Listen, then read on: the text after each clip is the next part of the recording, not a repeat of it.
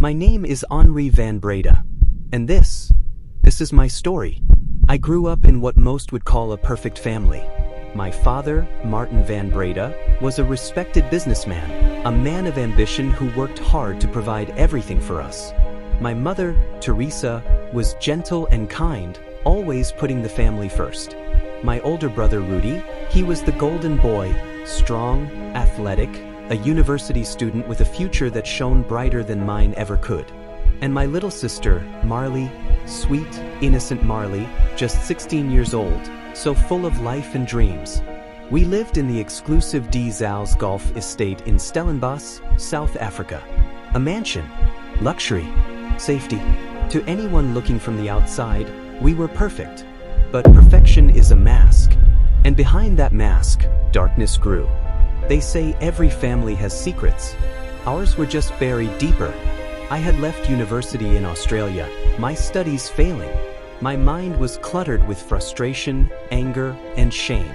My father wanted me to change, to become like Rudy, the perfect son. But I wasn't him. My parents didn't know how I spent my time, the drugs I used, the bitterness that filled me. I knew they were losing patience, threatening to cut me off financially, to make me stand on my own. Pressure built in that house. Silent, crushing, invisible to the world. And then came the night of January 27, 2015. We had dinner together like any other day. Polite smiles, forced conversation, pretending all was well. But deep inside, something in me cracked. After they went to bed, I sat awake, my mind spinning, fueled by rage and confusion. I walked to the garage, pulled out the axe, the same one my father kept there for yard work. I felt its weight in my hands, cold, heavy. I stood at the entrance to the lounge. My father was there, relaxed, unaware, reading or perhaps dozing off. I raised the axe and swung. The blow struck his head with sickening force. He dropped instantly, silent. The noise woke my mother. She stepped into the hallway, confused, afraid. I turned and swung again. The blade cut through bone and flesh as if it were nothing. Her body crumpled, lifeless on the floor.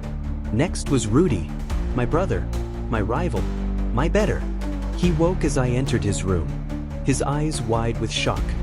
He barely had time to move before the axe fell upon him again and again until he lay still, soaked in his own blood. And then, Marley, my sweet sister. I stood over her bed, axe raised. But she stirred, opening her eyes slightly, whispering my name in confusion. The first blow landed, but she fought back, weak but desperate. I kept swinging, brutal, relentless, until she stopped moving, or so I thought. But fate had a cruel twist. Marley lived, barely, bloodied, her throat slashed, her skull fractured, but alive. Afterwards, I stood in the kitchen, breathing, staring at the reflection in the steel fridge. My body trembled, not from fear, but from the storm inside my mind. I took a small knife, made cuts on my torso and arms, weak, shallow cuts. To make them think, make them believe a stranger had come into our home. I wiped the axe clean, put it back, changed my clothes. I washed the blood from my hands. I picked up my phone and searched Emergency South Africa, but I waited 3 hours before calling for help. At 7:12 a.m., I made the call. My voice was calm, too calm. I told them a man had broken in. I told them my family was dead. When the police arrived, they saw the scene. 3 dead, 1 fighting for life, and me, standing there, unharmed, except for scratches that made no sense. No forced entry, no stolen goods, security system untouched, no evidence of an intruder.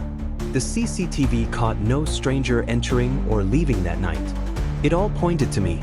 They tested the axe, my fingerprints, the kitchen knife, mine again. Blood splatter showed I stood over each victim. My shorts, soaked with their blood, the patterns matching the attacks. Marley, though suffering memory loss, never spoke of an intruder. She remembered nothing, but she never whispered of a stranger either. At the trial, they painted me as a monster. Cold, calculated, A killer driven by anger, by fear of being cut off, by drugs, by they claimed methamphetamine running through my veins. They said my father threatened me. They said I broke under the weight of expectations. I said nothing.